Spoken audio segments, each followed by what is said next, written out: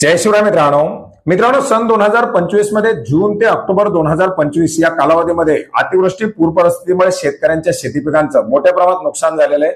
राज्य शासनाच्या माध्यमातून बाधितांना मदत करण्यासाठी एक विशेष पॅकेज जाहीर करण्यात आलेले आहे। वेगवेगळ्या मदतीच्या घोषणा करण्यात आलेल्या आहेत आणि याच्याच अंतर्गत शेतकऱ्यांच्या झालेल्या शेती पिकासाठी प्रति हेक्टर 8,500 रुपये या एनडीआरएफच्या दरानुसार मदत भरपाई दिली जाते।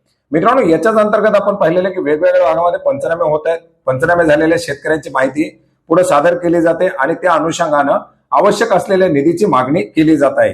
मित्रांनो, यापूर्वी सुद्धा आपण अपडेट घेतलं होतं की जसे जसे ज्या ज्या जिल्ह्याचे प्रस्ताव दाखल होतील ते प्रस्ताव राज्य सरकारकडे पाठवले जातात आणि त्या अनुषंगानं आवश्यक असलेली रक्कम ही मदत वितरित करण्यासाठी मंजूर केली जात आहे।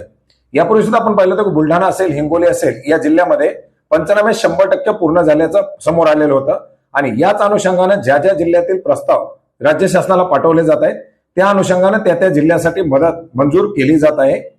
मित्रांनो, राज्य शासनाच्या माध्यमातून 10 जिल्ह्यासाठी जवळजवळ 490 कोटी रुपयाचा निधी हा ही मदत वितरित करण्यासाठी मंजूर करण्यात आलेला आहे।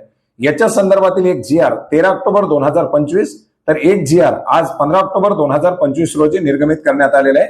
मित्रांनो, याच्या संदर्भातील हा एक महत्वाचा असा GR आपण पाहू शकता 15 ऑक्टोबर 2025 रोजी निर्गमित करण्यात आलेला आहे, ज्याच्यामुळे माहे ऑगस्ट 2025 व सप्टेंबर 2025 या कालावधीमध्ये बाधित झालेल्या शेतकऱ्यांना मदतीचं वितरण करण्यासाठी निधीची मंजुरी देण्यात आलेली आहे। ज्याच्यामध्ये अमरावती विभागातील अकोला, बुलढाणा आणि वाशिम या जिल्ह्यासाठी तर छत्रपती संभाजीनगर विभागातील जालना व हिंगोली या जिल्ह्यासाठी शेतकऱ्यांना अतिवृष्टी पूर परिस्थितीमुळे शेती पिकांच्या झालेल्या नुकसानीसाठी मदत वितरित करण्याकरता 480,50,37,000 रुपयाचा निधी या GRच्या माध्यमातून उपलब्ध करून देण्यात आलेला आहे।